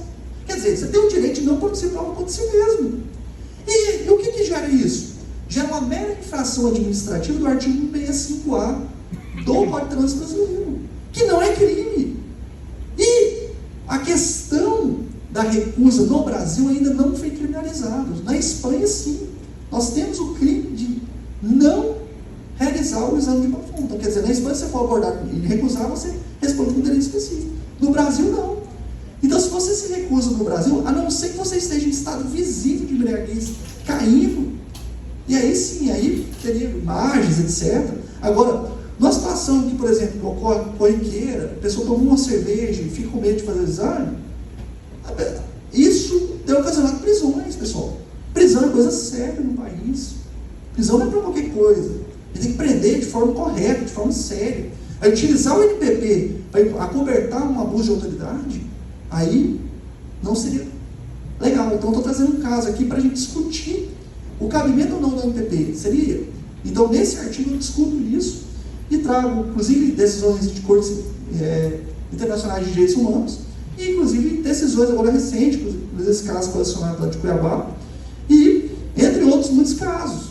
Porque, senão, o que vai acontecer? A pessoa vai ter que fazer o NPP, sendo que ele não cometeu nenhum crime. Peraí, onde que a gente vai parar? Então, a gente tem que começar a melhorar o aparelhamento da polícia nas abordagens policiais. Trazer uma palestra como essa, mostrar para a polícia, falar, gente, vamos abordar, mas peraí, vamos levar para o ML, vamos fazer uma coisa correta. Vocês, advogados, vocês, operadores do direito, têm que exigir isso, porque isso ocorre. De outra maneira, não sei se aqui no Almotor tem blitz ou não, tem blitz, eu sei que aqui, ou não? Tem. E como é que é feita essa abordagem? Feita dessa forma? É automática? Prende? Se negar? Fazer? Sim. E aí faz o contraprova ou não? Não, senhor. Então tá errado. Tá errado. E o relatório está no dia seguinte na imprensa ainda.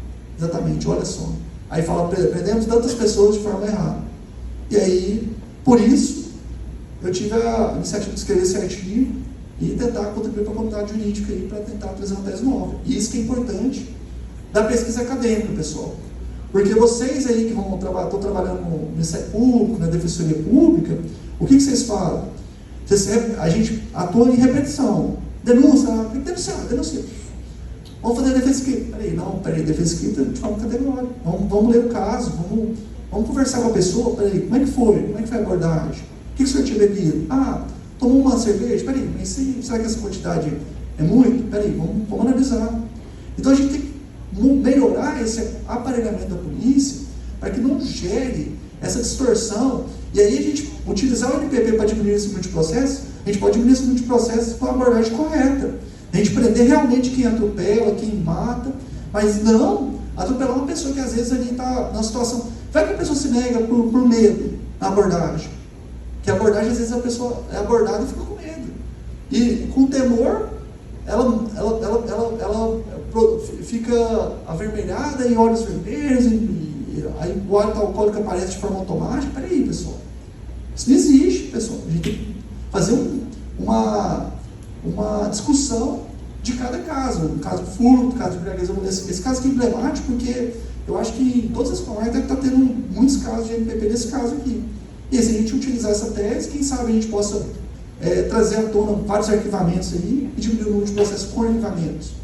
E não utilizando o MPP que vai prejudicar a pessoa. Então, pode passar? Entendemos então que se o etilômetro é uma intervenção corporal e se realizada forçadamente, pessoal, tem casos que eu tenho vislumbrado que, na verdade, por exemplo, lá em Rosário Oeste, eu estou com um caso lá prático, que a pessoa foi abordada, nem a chance do bafômetro foi dada a ela. Foi feito o laudo de forma automática. Peraí, está errado. Ou então a pessoa fala para a pessoa, se você não fizer o teste, eu já vou te prender. Peraí, não pode, porque essa é uma intervenção só considerada tortura, uma vez que, dessa forma, confrontando as garantias da não autocriminação, Em relação a essa garantia, trazemos alguns julgados das Cortes Internacionais de Direitos Humanos, que reconhecem o princípio de tenúncia deterrente. E apesar disso, o Superior Tribunal de Justiça vem entendendo que é possível a interpretação automática desse delito, mas eu acho que a gente tem que repensar isso aí. Será que esse delito é um delito de delito abstrato, pura e simplesmente? Ou, peraí, a gente tem que ver a concretude disso aí, na interpretação constitucional do delito aí, mostrar que tem que ter uma direção irregular, alguma coisa. Agora, de forma automática, não. Peraí, pessoal. A gente tem que interpretar o direito penal de forma séria e restritiva. E aí a tortura foi instituída no Brasil, quando se ratificou a convenção contra a tortura. Então, quer dizer, eu entendo que isso aí, no caso, seria uma tortura, um abuso de autoridade, do artigo 9º lá da lei de abuso de autoridade, porque seria uma prisão em desconformidade com o tipo penal que pressupõe tanto a influência de água quanto a capacidade psicomotora alterada. Pode passar. Em suma, no que tange a produção de prova, falamos acerca dos depoimentos genéricos. E aí, eles usam os depoimentos genéricos de falar, a pessoa está com sinais de estar com a capacidade psicomotora alterada. Peraí, mas quais sinais? Ele cavaleia. Porque aí, o que vai acontecer, pessoal? Uma coisa interessantíssima. Esse policial, ele aborda de forma automática, ele nem vê o depoimento. Ele assina aquilo lá, daqui 4, 3 anos, vai ter audiência de instrução. Ele vai mentir em audiência, que é as famosas falsas memórias. O que seriam as falsas memórias? Seria, tema interessante para MPP, ou para TCC, perdão. Estou aqui com o tema na cabeça. Por quê? Porque a possibilidade desse policial nunca lembrar nem da pessoa é muito grande. E dele mentir para incriminar é muito grande. Então vocês percebam a dificuldade do defensor público, por exemplo, num caso desse, de falar para a pessoa, vamos fazer MPP, vamos enfrentar, peraí. Eu tenho que chegar para ele e falar assim, você corre o Ministério de Condenação. Porque tem juiz que vai utilizar esse depoimento policial para corroborar o que está no inquérito, mesmo sendo genérico, e te condenar com esse laudo. Tem o STJ que eu paro. Será que a gente tem que aceitar isso? Ou fazer uma interpretação crítica do direito? Que é o que é mais importante que eu acho a gente fazer. E é isso que eu trouxe a pesquisa, inclusive os livros que eu lancei são nesse sentido. E aí, pessoal, resumo do tema aqui, vou trazer o Acordo para a Persecução Penal, um instituto relativamente recente no sistema jurídico, que vem ganhando destaque e gerando debates em torno de sua aplicação e consequência. Trata-se de um mecanismo legal que possibilita a resolução de casos criminais de forma mais séria e eficiente, ao permitir que o Ministério Público e o acusado cheguem a um acordo extrajudicial que evite a instalação de um processo penal. Esse acordo foi introduzido no ordenamento jurídico brasileiro pela resolução, mas posteriormente pelo pacote de crime no artigo 28A, como alternativa ao processo penal tradicional, como eu disse para vocês. Ele é aplicado em caso de crime de baixa ofensividade, tá? Geralmente médio potencial ofensivo, tá? Porque no caso de pequeno potencial ofensivo caberia a transação penal e não caberia o MPP, porque a transação penal seria um fator prejudicial ao MPP. Desde que o acusado confesse a prática do delito e concorde com a realização de medidas reparatórias, como pagamento de multas, prestação de serviço à comunidade, entre outros. Uma das principais vantagens do acordo de persecução penal é a economia de tempo e recursos do sistema judiciário. Ao evitar a instalação de um processo penal, ele reduz a sobrecarga dos tribunais e agiliza a resolução dos casos, permitindo que o Estado concentre seus esforços em investigações de processos de crime mais graves. É isso que existe no MPP. Além disso, proporciona ao acusado a oportunidade de reparar o dano causado a vítimas ou à sociedade de forma mais direta. Pode passar.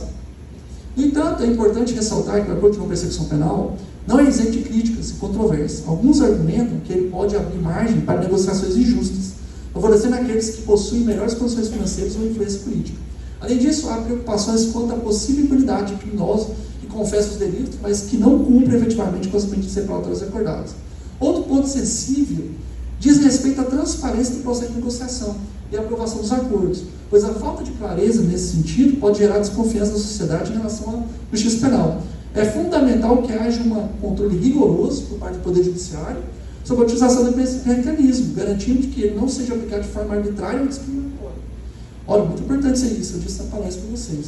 Em resumo, então, o acordo de não persecução penal é uma ferramenta importante do sistema de justiça criminal brasileiro que visa conciliar a seriedade na resolução dos casos com a busca pela justiça.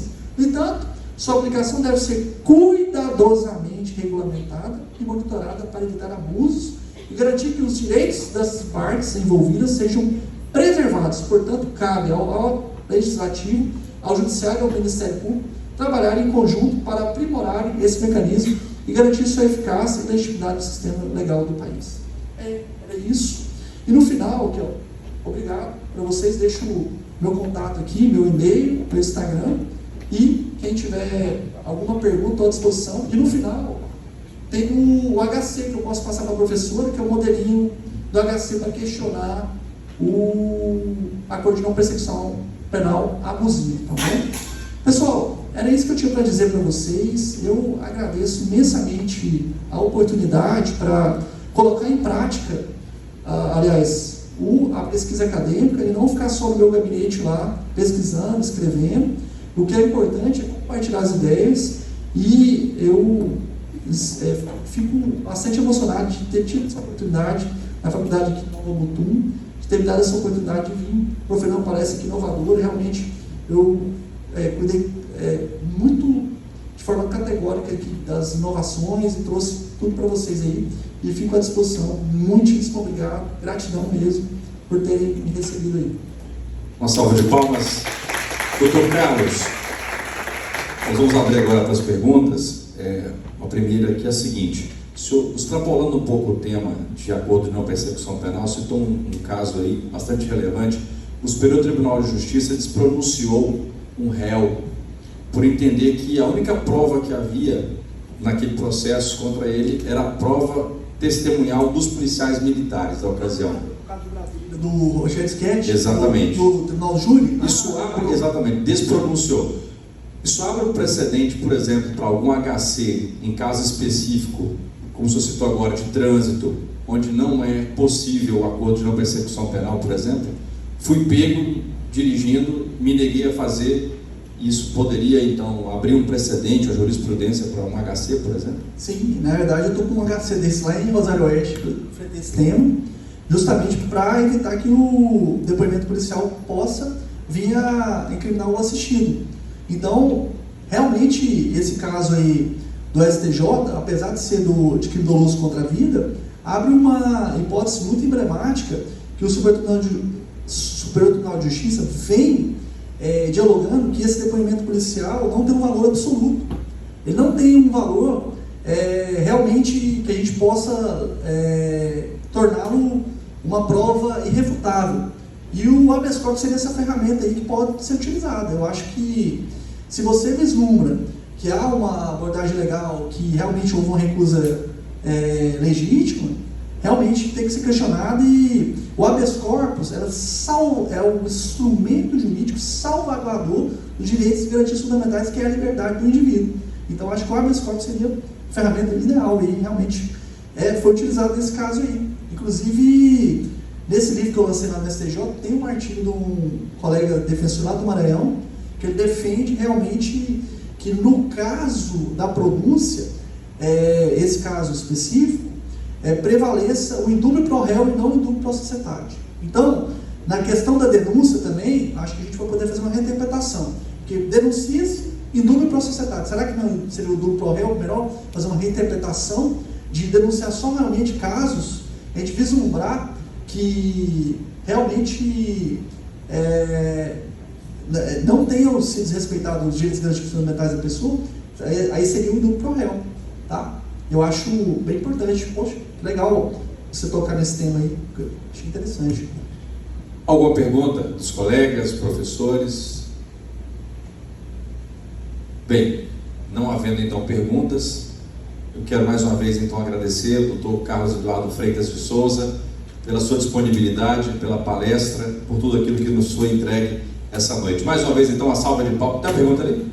Pronto, apareceu uma pergunta aqui no apagar das luzes. O senhor responde daqui. Dá para fazer daí sem microfone? Tá. Só algumas situações que eu não entendi. Em qual momento que é oferecido essa... Os colegas vão te ouvir, desculpa. Boa noite. Me chamo Juliane, sou do 7º semestre. Em qual momento que é oferecido esse acordo? Então, regra geral,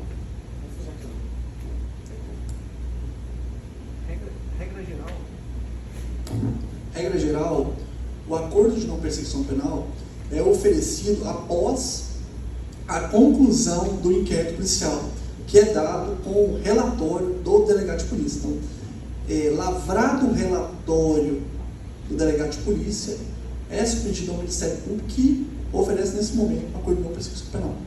Então, com isso, ele já tem a comprovação do crime e... Autoria, materialidade, comprovação do crime, e aí é possível. E o tempo de pena. Exatamente. E esse descumprimento o descumprimento do acordo, o MP, ele oferece a denúncia, né?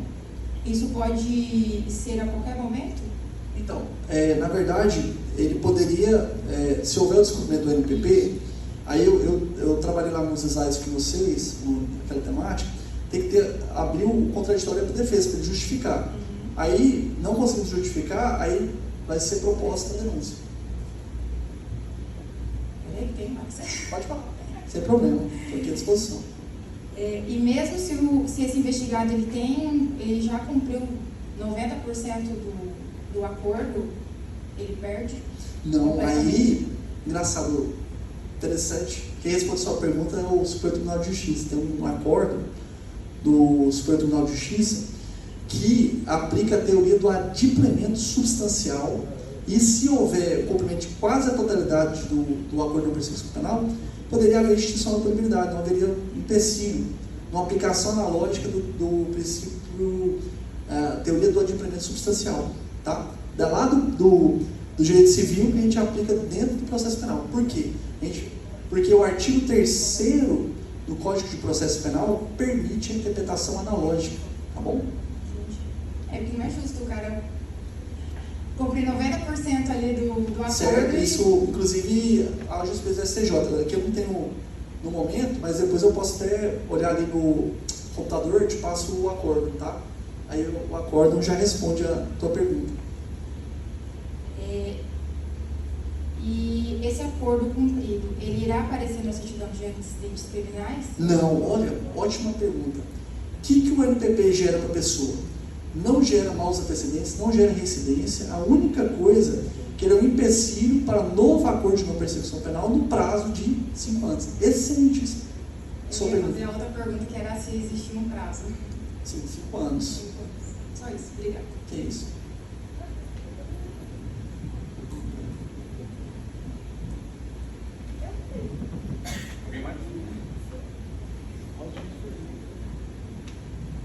Depois eles dizem no 7º período que são civilistas. Esse monte de pergunta aí, né? É verdade, gostei. Doutor, mais uma vez, muito obrigado. Gente, então, para encerrar, uma salva de palmas ao doutor. Muito obrigado pela disponibilidade. Doutor João Vicente não pôde vir, mas deixou um abraço para o senhor, defensor público, Já havia falado comigo. nosso professor também. Mais uma vez, muito obrigado e bom regresso. E os livros, como vai ficar? Então, ó, vamos fazer um sorteio de cada? O que vocês acham? O senhor que manda. Seu bolso é nosso guia. Pode ser. Aí vocês, como é que faz o O sorteio? critério fica por conta da nossa coordenadora. Critério de sorteio dos livros. Fazemos agora, depois. Eu acho que o palestrante pode fazer uma pergunta e quem responder sobre Vamos para cima, não pode usar o Google. Sugestão do professor Barroso. Pessoal, vocês já conseguiram acessar aquele chat GPT? Já chegou aqui já? Hã? Gente, lá é legal, hein? O que vocês acham? Vou ficar esperto aqui então, vamos lá. Se eu pergunto, eu levo o microfone para quem quiser responder. Vamos fazer uma pergunta da palestra. Sim. Vamos lá. O que seria a transação penal? Não, a transação penal não. Eu tava São delitos de menor potencial ofensivos com penas não superior a 2 anos. Pena não superior a 2 anos. Transação penal. O que é a transação penal? Delitos de menor potencial ofensivo. Mas o que ela gera? Medidas, acordo ali? Sim, mas ela, qual que é a consequência dela no final? Aí, Quem souber, leva o livro, né? Complemento aqui da resposta, então. É entre o réu e o Ministério Público. Sim, mas ele gera o quê? Qual que é a consequência jurídica? Gera condenação, absolução? Dependendo do ato, né? Assim. Quem trabalha no MP lá deve saber. Ó. Acho que funciona como um acordo de não persecução penal. É como se o réu não tivesse cometido o crime em tese, não sujando a ficha de antecedentes dele, no caso. Sim, mas qual que é o ato jurídico que gera isso? O ato jurídico, a transação penal em si... Peraí, eu não entendi a pergunta. Qual a consequência jurídica da transação penal? Ela é a mesma consequência jurídica da suspensão funcional do processo, que é a mesma consequência da transação penal e do MPP. São iguais que eu falei, né? A não persecução. Hã? A não persecução, a não proposição da ação penal. Não, a extinção da punibilidade. Aliás, das três que responderam, joga um número aí e sorteio. Porque responderam lá, não sei que eles viram. Pronto, segunda pergunta. Meu Deus, nossa. Gente, hoje eu Só trabalhou muito hoje. Eu estou examinador de prova oral aqui, meu Deus. Deixa eu pensar aqui. O que seria o aviso de Miranda? Nossa, eu falei. Pronto, temos aqui já. No momento da abordagem, o policial tem que avisar ao abordado ali que ele tem o direito de permanecer em silêncio e não produzir provas contra ele mesmo. Ah, perfeito, olha. Então ela está descartada daquela hipótese do primeiro livro, pode ser? Pode ser. Já que ela acaba de ganhar o livro, os outros dois vão concorrer então ao primeiro livro. Pode ser, perfeito. Perfeito. Terceira pergunta. Ela pode escolher. Mulher escolhe, é verdade. Vamos privilegiar o direito. Vou lá buscar. Terceira e última pergunta para a pizza, né? Deixa eu pensar aqui.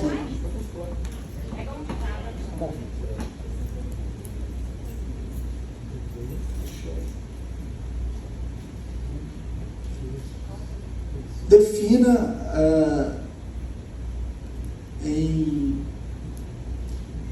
qual que seria o conceito de acordo de não persecução penal. Vamos ver. Não. Conceito. Quero ver quem dá o melhor conceito. Quem se habilitar, eu escolho. Entendeu? Aí eu vou avaliar, falar, esse foi o melhor. Eu me declarei suspeito, eu não posso participar do sorteio. Boa noite. Boa noite. A ação de não persecução penal vem como um acordo entre o Ministério Público e o acusado para ele aceitar uma condição menor do que a sentença. Aí quem mais saberia? Você também não sei, né?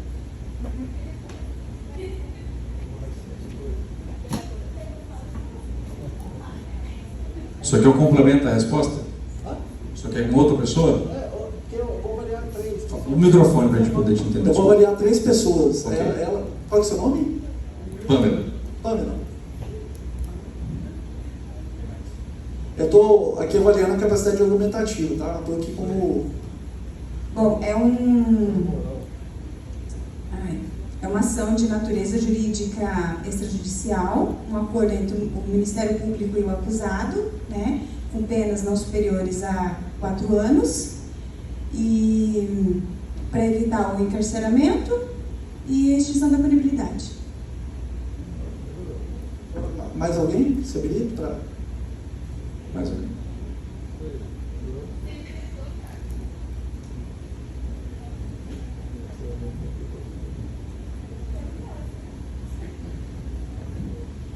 Qual é o seu nome, Ana? Débora, do 7º semestre. Quem mais ali?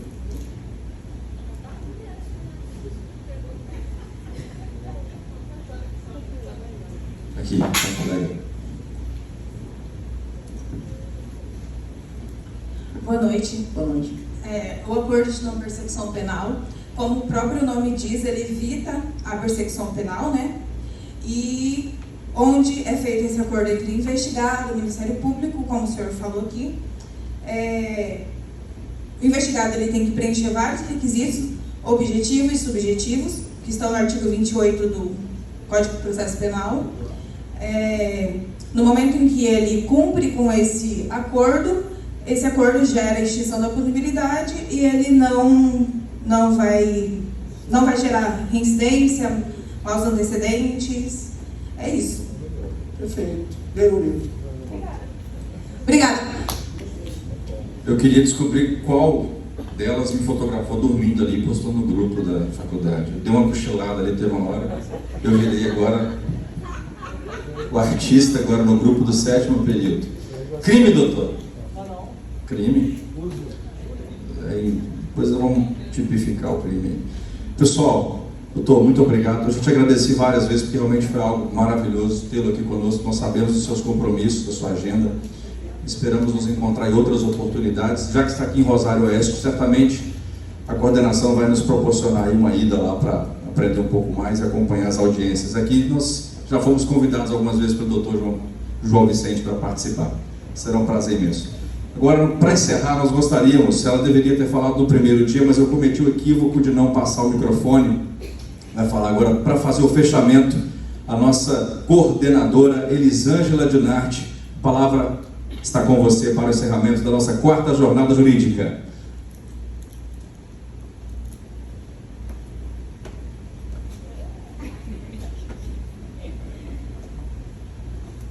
Obrigada, Rodrigo. Boa noite a todos. Primeiramente, quero agradecer o palestrante da noite. Foi convidado meio em cima da hora, mas já de pronto aceitou o convite. Falou, estarei aí na sexta-feira para sextar com os alunos do Direito da FAMUTOM. Eu não vou me estender muito, até porque hoje é sexta-feira, né? Então, mas eu tenho que fazer alguns agradecimentos. Primeiramente, quero agradecer os mantenedores e a direção geral pelo apoio e pelo suporte. Os mantenedores, Dr. André e Dr. Sérgio Júnior, pelo suporte, e a doutora Edilane Matil, pelo apoio. Quero agradecer meus colegas de equipe, os professores que estiveram aí na jornada, sempre presente, aos outros que não estão aqui hoje, mas também vieram prestigiar o evento. Quero agradecer os colaboradores, o Wagner, que eu troco o nome, né? Wagner, vulgo mascote, que cuidou do som pra gente. Quero agradecer também os colaboradores, a Kelly, o Eduardo. Quero agradecer nosso aluno, mas também cerimonial. Agora é com você, tá? Parabéns pelo seu trabalho, adorei. Não tem mais evento sem você aqui de cerimonial. Não pode dormir, né? Só não pode dormir, mas é sexta-feira, a gente perdoa, né? Doutor Eduardo, Carlos Eduardo, parabéns pela sua palestra, muito dinâmica, um assunto em pauta agora. A NPP introduzida pelo pacote anticrime 2019, artigo 28A do CPP. Eu tenho um questionamento só sobre o tema. Como advogada particular, eu vejo que às vezes o seu cliente ele fica preocupado com a rapidez da solução do processo e quer reduzir os seus honorários. Isso para mim fica meio ruim, né? Também veio como figura, veio como um instituto para beneficiar, na verdade, todas as figuras do processo. Só que não acontece bem assim na prática, ou seja, beneficiar o Poder Judiciário, que é abarrotado, beneficiar o Ministério Público também, tem muitas demandas, e beneficiar o próprio investigado de não responder um processo criminal. No entanto, eu vejo que as propostas feitas pelo órgão do Ministério Público, elas são um tanto abusivas. Porque na prestação de serviços, eles inviabilizam que a pessoa trabalhe.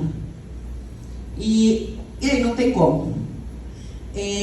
Nas propostas pecuniárias, o valor é muito excessivo, então inviabiliza também a implantação do Instituto. Mas enfim, a passos curtos, nós chegamos lá, já temos aí uma decisão do STF que tira essa obrigatoriedade da confissão, que também é muito difícil fazer o cliente seu confessar o crime, que muitas vezes ele fala, olha, eu não fiz nada, eu não sou culpado. Mas enfim, é só um comentário sobre o tema de hoje, é muito importante, pessoal do quarto semestre, aula dada, tá? Cai na prova. E por fim, eu quero agradecer, tá? As pessoas mais importantes aqui, que são os acadêmicos do curso de Direito. Muito obrigada pela presença de vocês. Espero que tenham aproveitado, espero que tenham gostado. E foi muito bom ter vocês esses 3 dias aqui com a gente. Segunda-feira voltamos à normalidade. Um abraço a todos, bom fim de semana. Sextou.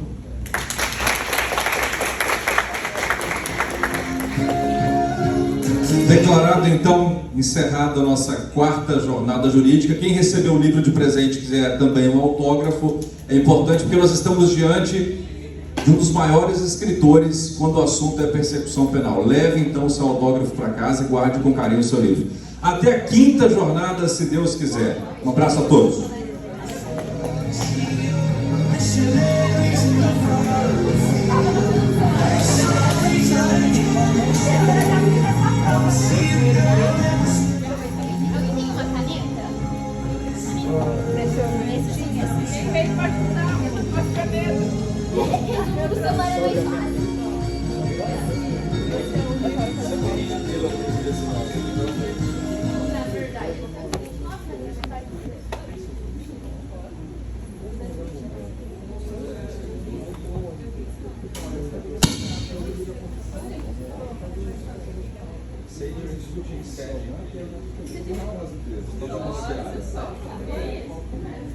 Ai, tem um celular. Vem analisar. Ah, é dele? Ela filmando a palestra. Esse aí que tirou foto sua.